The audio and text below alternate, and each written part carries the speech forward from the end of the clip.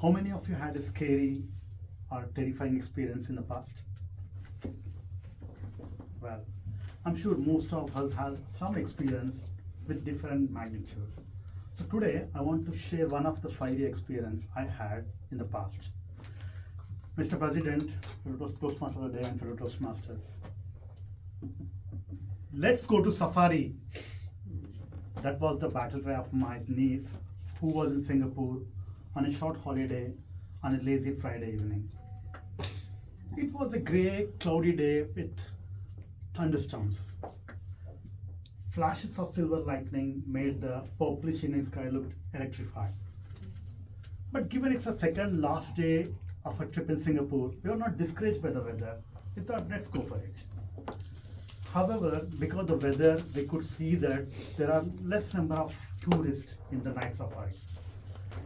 I'm sure some of you have visited night safari, but it houses around thousand animals from different like Himalayan mountains, African savannas, and that's the first world's nocturnal zoo which houses people and animals at night time when most of the animals are active and awake. So we went in the late evening and we could see that the whole enclosures are set up brilliantly. They were set up such a way that it feeds to the natural moonlight so that all animals feel comfortable. And you can choose. There is like a walking trail and there's a tram ride. What we did is actually like we choose first the walking trail and then we can choose tram ride in the last so that we can go up. And we can see that all the walking trails has set up between orangish brownish kind of vegetation, and with the tram ride we can see lots of gaps between the pools, like pools and ponds with the actual animal enclosure. Definitely there is a bit of protection for the carnivorous series, but some of the friendly animals like deers can wander so closely you can touch them, but touching is forbidden.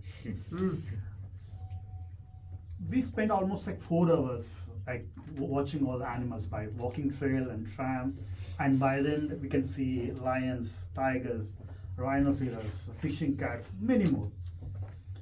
At the end we reach like a wooden bridge over a pond, and the last species we saw were 4 crocodiles, and one crocodile opened its jaws.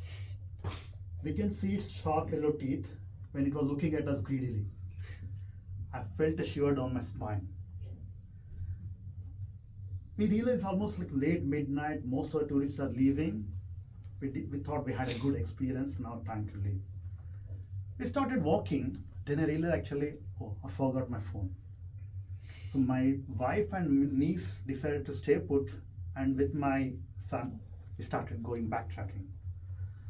After some time, we were almost close to the bridge where there's a crocodile enclosure, and my son was running ahead of me.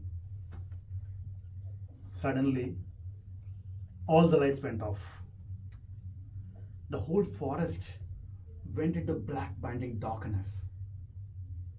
Close your eyes, keep your hands on the eyes, imagine the scene. Cannot see anything. I cannot see my son. I don't have a phone, no touch. My heart sank. I started taking quick urgent steps. I stopped. I heard a sound of what is that? It's something like sound from rustling dry leaves. Unintentionally, I started running back. Then I started shouting, my son, Vivan, Vivan. Did not hear anything back. I started panicking. Is he okay? Has he went to some forbidden path? Then I realized actually I had a matchbox in my backpack. I quickly took the match. I lit it. I heard a sound of loud thunderstorm. I stuck the match lit and I was checking. I saw some orangish brownish hide of animal disappearing between the trees. Whoa, what was that? I wanted to scream. And I started still shouting, Vivan. I heard, Daddy, a blood curdling stream. I froze. Vivan, where are you? Are you okay? Daddy, I'm here, I'm here. I couldn't see. I started going in the direction, roping around the trees, and suddenly felt his hand. He was crying. I'm saying, are you okay? And that minute, the lights were on. And I can see he was about to slip into the pit, but he was holding a branch. At that moment, suddenly I heard a sound of an emergency jeep came to us and stopped. And my wife and some of the zoo staff came over and they were glad to see us. We are okay. And they apologized many times saying for this rare brief power outage. It generally doesn't happen, but it happened. And we are on our way back to home. But I can still feel that kind of the trickling kind of when I touched the blood where I had like a small bruise. I can see it's not a dream, it's not a nightmare. Thank God, actually, he was not fell down somewhere close to the crocodile enclosure. And this is one of the fear experience I'll never forget. Thank you. Yes,